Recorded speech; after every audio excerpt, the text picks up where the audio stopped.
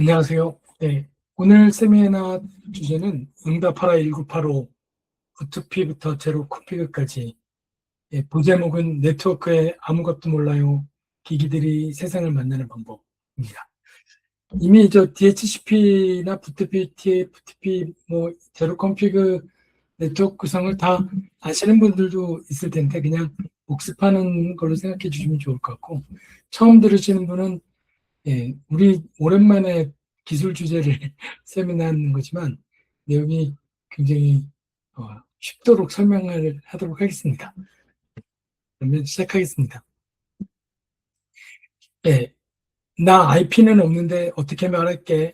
라는 첫 번째 주제부터 IP를 설정하는 데 기본이 됐던 옛날 프로토콜, FTP, TFTP, 그리고 우리가 요즘 가장 많이 사용하고 있는 DHCP, 그리고 제로 컨피그레이션이라는 내용도 잠깐 다루도록 하겠습니다.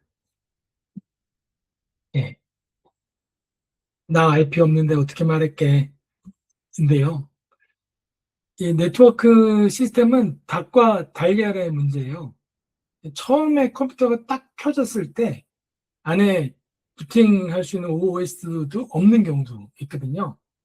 그런 경우에 어떻게 통신을 할 거냐는 거죠. 그때는 프로그램도 없고 IP 주소도 없는데, 그러면 통신을 하려면 IP 주소가 있어야 되고 IP 주소를 받아오려면 또 통신을 해야 되고, 이런 딜레마에 빠지게 됩니다. 그래서 방법은 일단 내 주소를 외치고 본다. 일단 내 주소를 그냥 정해버리는 겁니다. 그래서 네트워크 기기는 내 IP, 그리고 내가 이거를 가지고 누구랑 어떻게 외부랑 통신할 수 있지? 설정이 필요한데, 또 그 설정을 어떻게 해야 되는 거지? 라는 정보가 필요해요.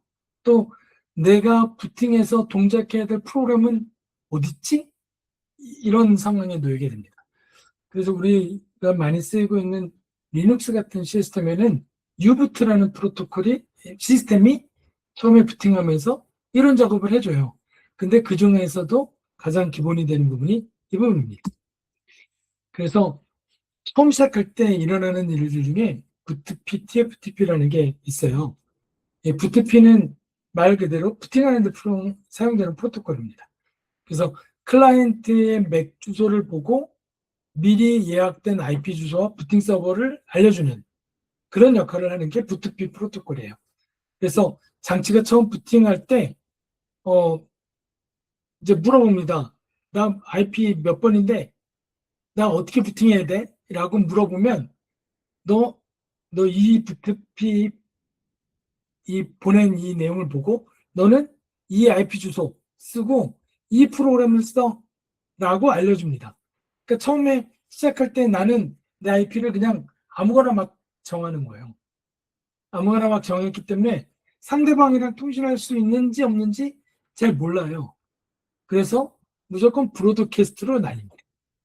브로드캐스트로 주로 이제 소스 IP 주소에 빵빵빵빵 제로 상태로 두고 날리게 돼요. 그러면 이제 서버 쪽에서 67번 포트로 받거든요.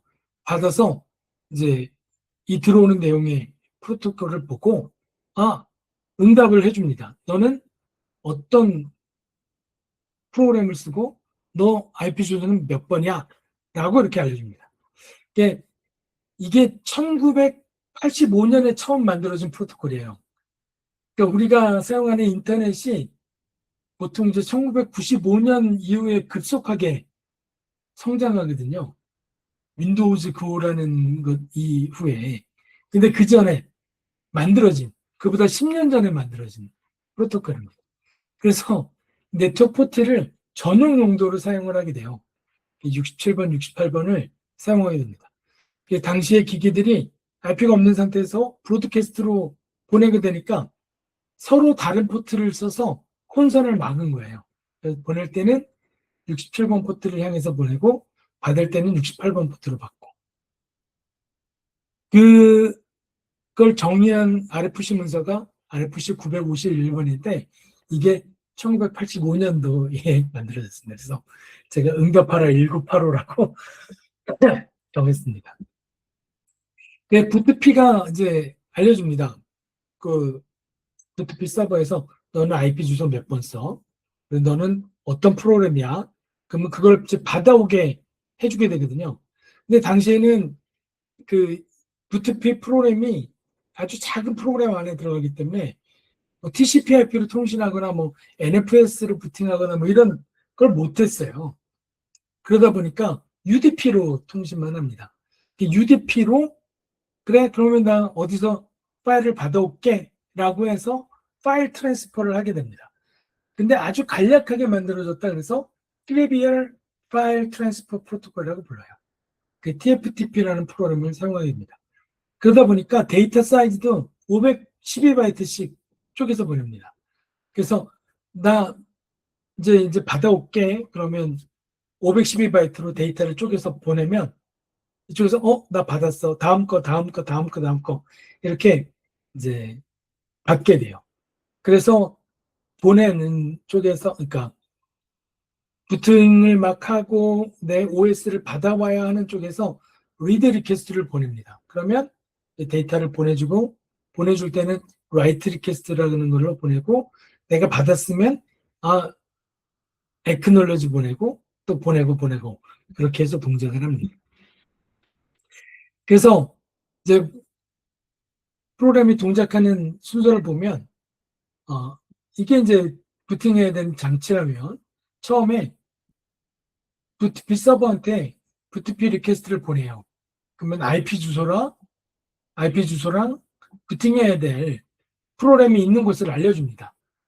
그러면 이제 TFTP 서버가 이제 파일을 가지고 있는 부팅해야 될 OS 이미지를 가지고 있는데요. 그래서 이제 장치가 부팅을 해서 부트피 리퀘스트를 보내고 부트피 리스폰스를 받게 되는데 그 리스폰스 안에는 네가 사용해야 될 맥 주소, IP 주소, 그 다음에 게이트웨이, DNS 이런 정보들이 있어요. 그래서 그걸로 이제 통신할 준비를 하게 됩니다. 통신할 준비를 다 해놓고 나면 그 다음에 이제 TFTP 서버한테로 이제 통신을 하는 거죠.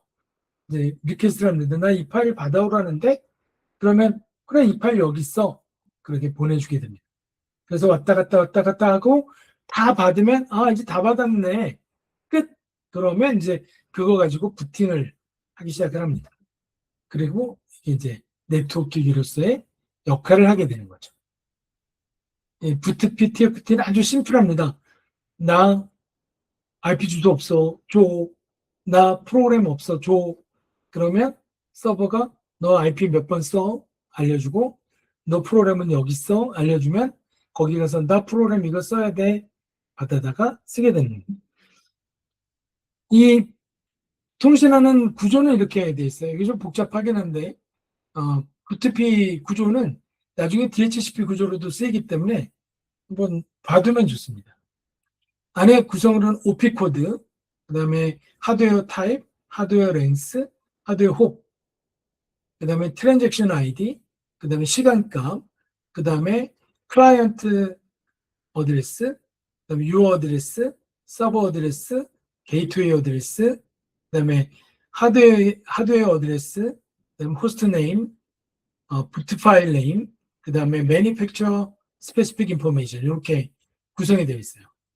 그 안에서 이제 중요한 내용을 보면 이 OP 코드는 뭐 OP 코드 1번, 2번에 따라서 리퀘스트인지 리스폰스인지 찾는 거고 이게 하드웨어 엣지 타입은 이게 어떻게 통신하는 정보인지 그 다음에 보통 위에 이제 맥 주소 정보를 쓰거든요. 그래서 하드웨어 랭스 6을 쓰고 그다음에 홉스는 이게 요청을 가는데 부트피 서버까지 가는 단계가 오래 가게 되면 저쪽에서 받아서 이건 너무 오래전 내용인데 이거 못 쓰겠는데 하고 버릴 수도 있고요.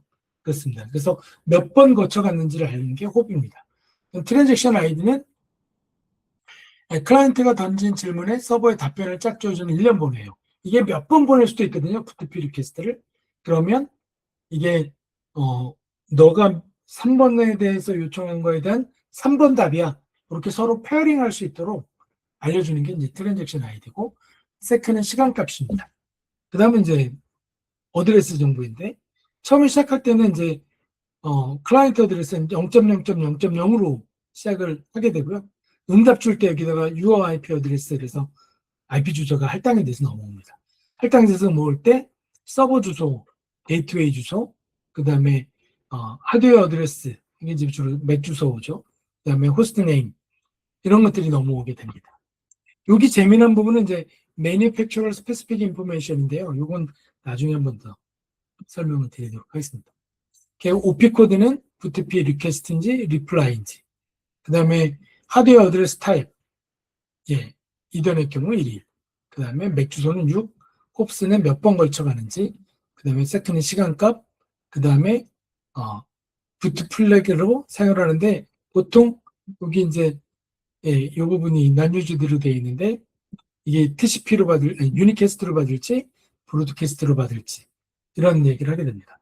보통 이제 FTP를 보내게 되면 FTP 응답들이 나는 아직 네트워크 주소가 없으니까 받을 수가 없어요. 그래서 브로드캐스트로 받게 됩니다. 그리고 이제 TFTP로 이제 이어지죠. 왜냐하면 FTP 안에 여기 이제 받아와야 될 부트 파일이 들어있어요. 이게 부트 파일 받아와야 될 정보들이 여기 다 들어있거든요. 그래서 거기에 해당되는 내용으로 이제 받아오게 됩니다. 512바이트 블럭의 데이터로 받게 되고요. 중간에 블럭 넘버가 있습니다. 2바이트로 블럭 넘버가 있고, 그다음에 512바이트 데이터가 있고, 1번은 리드 리퀘스트, 2번은 라이트 리퀘스트, 그 다음에 액너러지 값, 이렇게 넘어오게 돼요. 5번은 에러 값. 아주 굉장히 심플한 그런 TFTP입니다. 우리가 요즘 뭐 사용하고 있는 FTP랑은 좀 다르죠. FTP는 뭐 두 개의 그 포트를 사용하거든요. 그래서 20번, 21번 포트를 사용하고 하나는 컨트롤 포트, 데이터 포트 이렇게 사용하는데 TFTP는 포트 하나 가지고 다 합니다. 처음에 이제 69번으로 통신을 해서 서버 포트가 하나 열리게 되면 그 서버 포트로 다 통신을 하게 됩니다.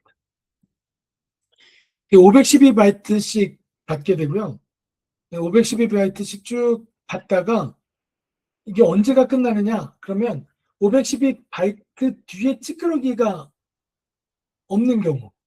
그러니까 512바이트가 다 와야 되는데 한 500바이트까지만 왔다 그러면 이게 파일이 다 온 거구나. 이렇게 하는 거예요. 처음에 전체 받아야 될 랭스 같은 걸 안 가르쳐 줍니다. 그냥 받고 있다가 다 왔나 보네. 이렇게 동작을 해요. 그런데 만약에 512바이트로 딱 나눠 떨어진다. 그러면 그 다음번에 한 번 더 보냅니다. 제로 길이 랭스에 패딩을 한 번 더 보내게 돼요.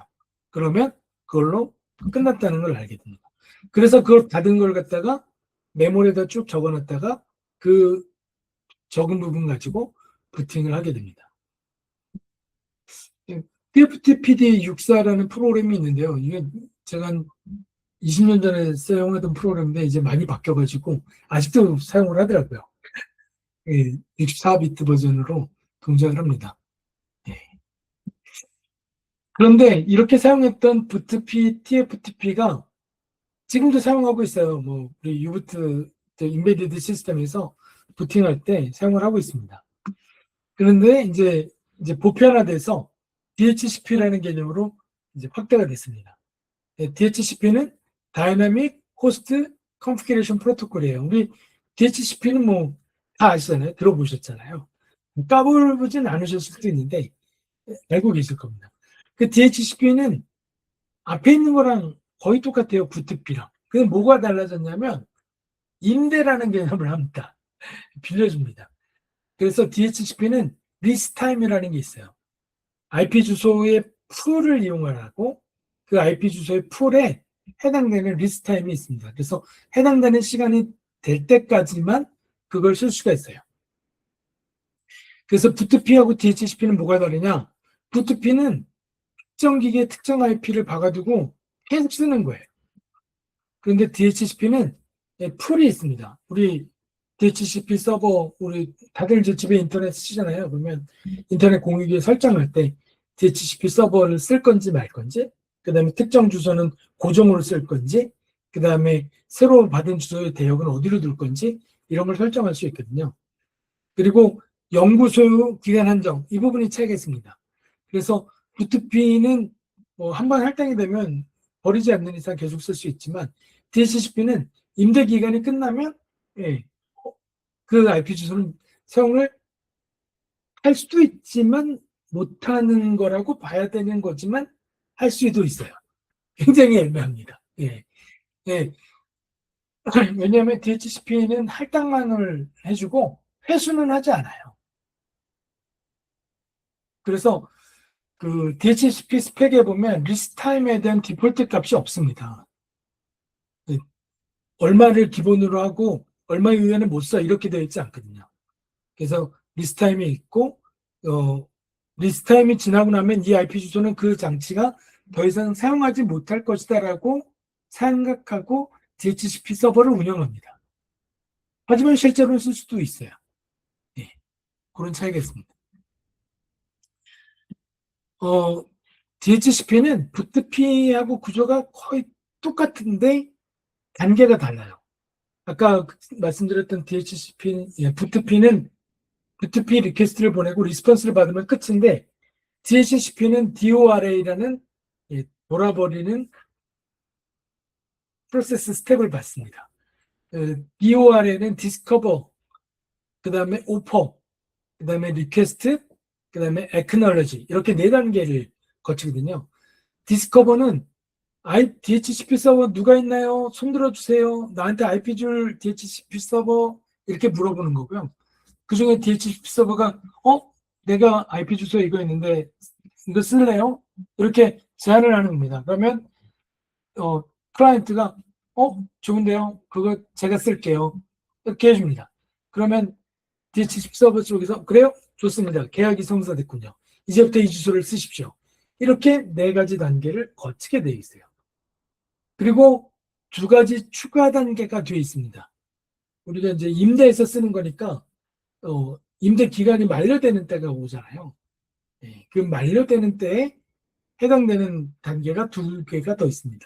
그렇지만 일반적으로 DHCP는 도라라는 프로세스를 거칩니다.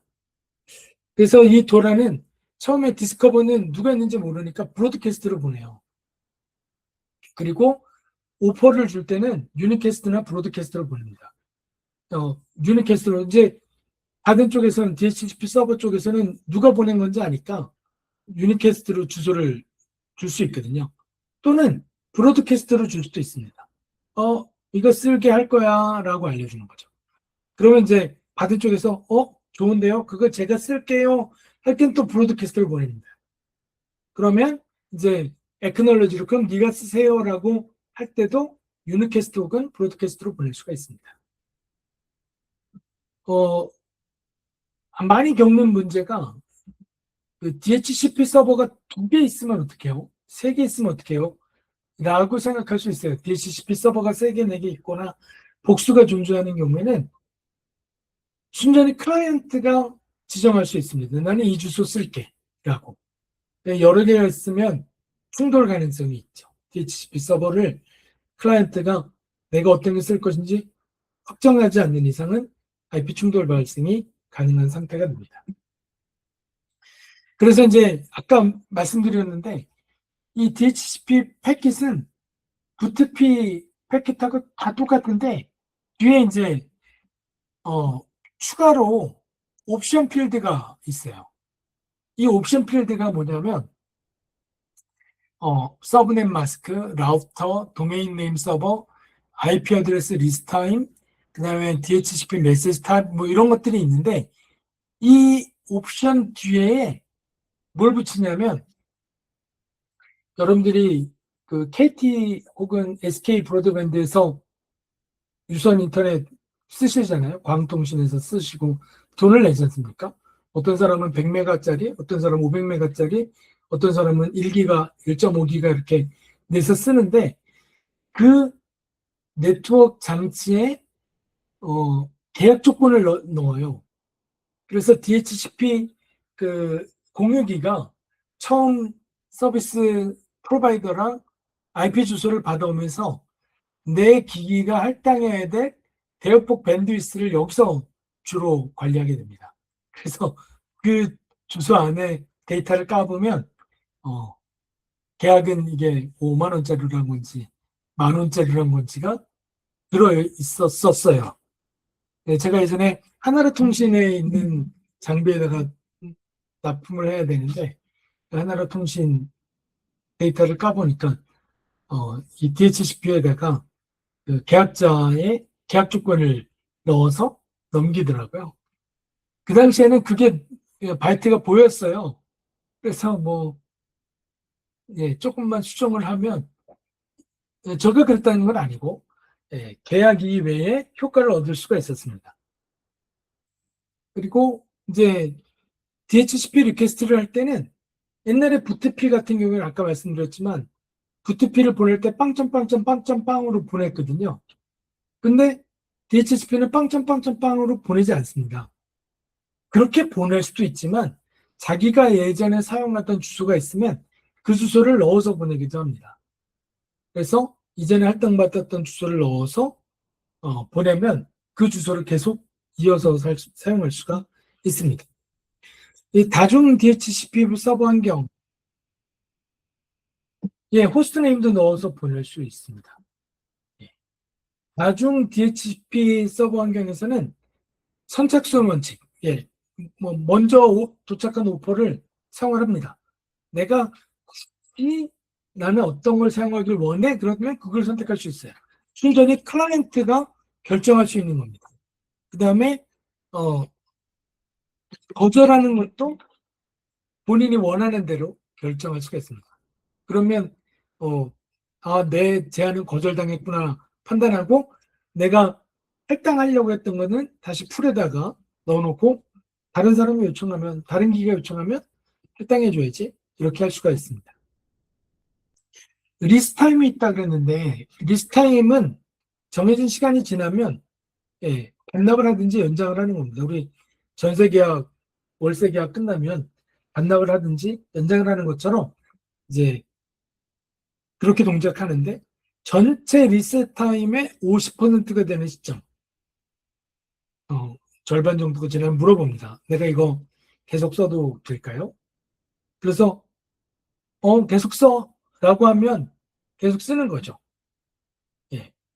또 답이 없으면 또 75%쯤에 87.5%쯤에 원래 서버가 답이 없으면 나 이거 IP 주소 시간 다 돼가는데 이거 어떡하지?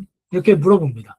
그리고 끝내 응답이 없으면 DHCP 서버가 응답이 없으면 원래는 IP를 즉시 반납하고 다시 디스커버를 하도록 되어 있는데 요즘엔 많은 기기들은 그렇게 하지 않고 그냥 씁니다. 자기 주소를 그냥 씁니다.